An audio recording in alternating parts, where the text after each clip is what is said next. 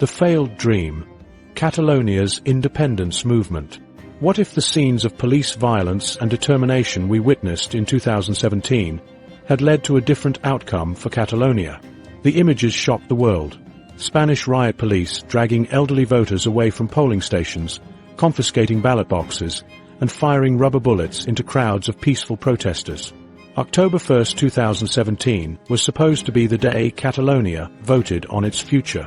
Instead, it became a flashpoint in one of Europe's most significant constitutional crises of the 21st century.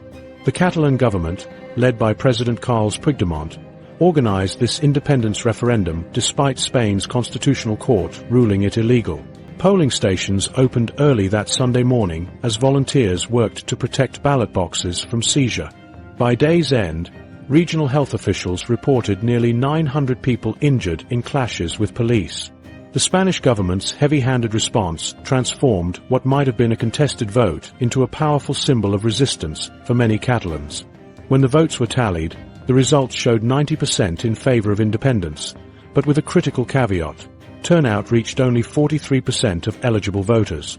Many referendum opponents had followed the Spanish government's advice to boycott what they considered an illegal process. This created competing narratives.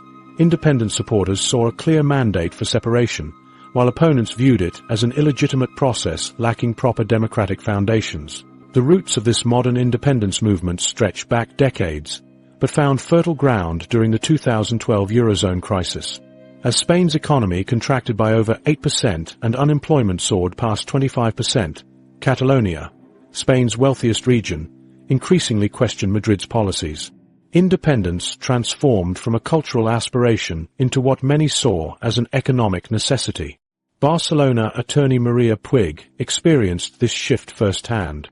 Before 2012, independence was a fringe issue discussed mainly by cultural nationalists, she explains.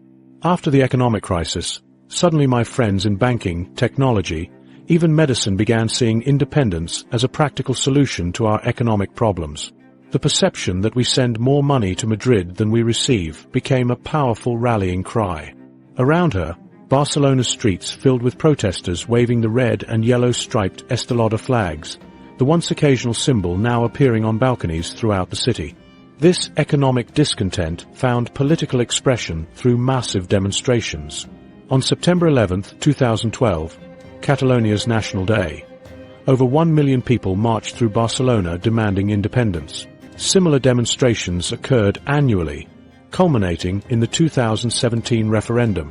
10 days after the referendum, President Puigdemont delivered a speech that initially confused both sides. He declared independence but immediately suspended its implementation, calling for dialogue with Madrid. This ambiguous position satisfied neither independent supporters who wanted immediate action, nor Madrid officials who demanded complete abandonment of separation plans. The standoff continued until October 27, when the Catalan parliament formally declared independence. Spain responded swiftly. The next day, Prime Minister Mariano Rajoy invoked Article 155 of the Spanish Constitution, suspending Catalonia's autonomy and dismissing its government. Puigdemont and several ministers fled to Belgium to avoid arrest, while others remained and were imprisoned on charges of sedition and misuse of public funds. For many independent supporters, these events, especially the imprisonment of elected officials, reinforced their conviction that Spain was unwilling to respect Catalan democratic processes. When our leaders were jailed for organizing a vote, it confirmed what many of us suspected, that Spain doesn't see Catalans as equals with the right to determine our future, says Jordi Sol, a pro-independence activist from Girona. Yet in the years that followed, enthusiasm for separation gradually waned. A poll from the Catalan government's own Centre d'Estudis d'Opinió showed support for independence declined from 49% in 2017 to 42% by early 2024, despite continued imprisonment of independence leaders until 2021, when the Spanish government issued pardons. Several factors contributed to this decline. The economic impact of political instability proved severe, with more than 7,000 companies relocating their legal headquarters outside Catalonia after the 2017 crisis, including major banks and corporations. While many maintained operations in the region, the The corporate exodus undermined the economic self-confidence that had fueled the independence movement. Additionally, the pro-independence political coalition fractured. The three main separatist parties, Together for Catalonia, JXCat, Republican Left of Catalonia, ERC, and Popular Unity Candidacy, CUP, increasingly disagreed on strategy.